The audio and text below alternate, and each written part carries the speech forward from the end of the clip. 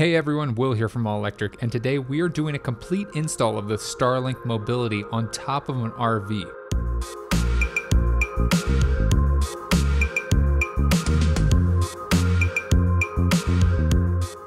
So this install video is not the Starlink Roam, and it is not the Starlink that you can purchase for your house.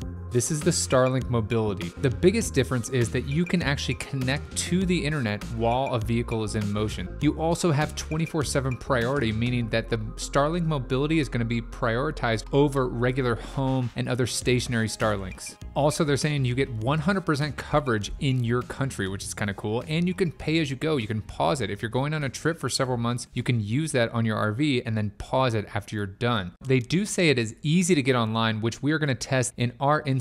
Again, this is a complete install of the Starlink Mobility on top of an RV. So this is going to be powered, and we are going to do a video speed test near the end of the video while the vehicle is going at highway speeds.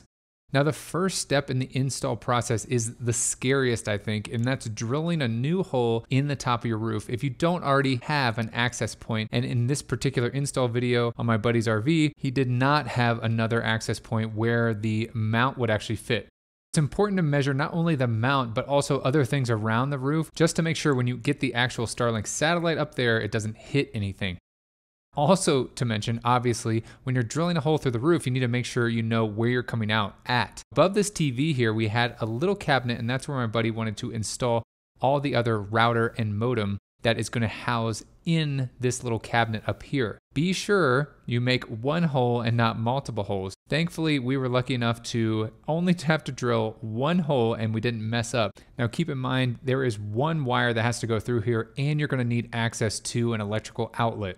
The one wire that needs to go on the roof is triangular shaped and has plenty of cord. So if this is a unique situation for you or a unique install, you should have plenty of space to fish that cord up to the roof. On the roof, after that cord is up there, you're going to want to lay out your holes, your 4 holes for your mounting bracket that the Starlink is going to sit on top of. So we just simply use the pencil. They also have a template that comes in the box on a piece of cardboard. Using the appropriate size bit, drill your holes out, and they provide you with these black rubber plunger things that is supposedly supposed to hold the Starlink itself. They provide you with some SpaceX silicone, and I will say that it is definitely not enough, at least for our install purposes.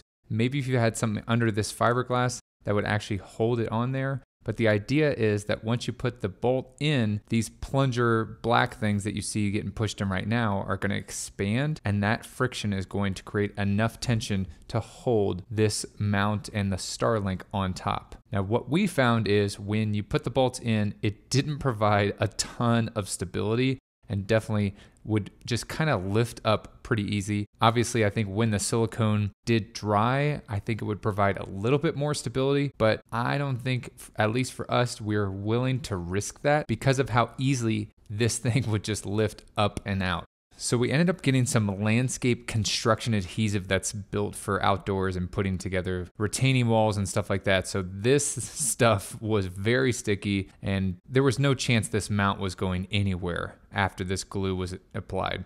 So then we just stuck the rubber plungers back into the holes with the bolts on there, and this thing was very solidly mounted on top of this fiberglass roof on top of the RV. So this at least worked for our install. Do what you think is best. Now, the next step in the process is taking the rubber plunger. You need to drill a hole down the center, and that's what the cord is going to actually come through. Then you need to take a straight razor and cut it completely in half. And so that allows the cord to go straight through the middle and hold it in place so it doesn't fall back into the RV. Next, you have this white cap that actually is 2 pieces so it can wrap around the cord, I guess, just in case you have a different install.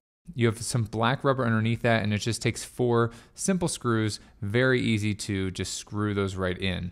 Now, once that white cap is on there, you're going to take your rubber piece that you did already cut and drill, and you can see how it wraps around that cord. And this provides tension again, so the cord is not going to fall back into the van or RV. Now, it's important in this step to get your cord coming out of the roof at the proper length, because you're not going to be able to adjust this cord length once you set that black rubber piece. Now, once you push that down as far as possible, you're gonna wanna get the gray cap that goes on top of this, and that gray cap actually hooks together and then goes around the cord and around this top piece, clips together. And we did find that it did take two people, one person holding this black piece in place and then the other person installing the screws. So once this plastic gray piece is on there, then it definitely felt more sturdy. Without this gray piece, the rubber just kept coming out, especially with any movement out of the cord. So definitely one person holding that gray piece and the other person installing the screws to make this a really secure connection. Now, if you want to, like we did, because this is a penetration in the roof, we did add some extra silicone around this entire mount and where the cord was coming out, just to make sure that no water could get inside the RV. Now, the next step in the process is actually mounting the Starlink Mobility. And so we did that by just flipping it over on its back. Now, the screw that you want at the bottom or the base of the Starlink Mobility is going to actually slide into the bracket and looks like this.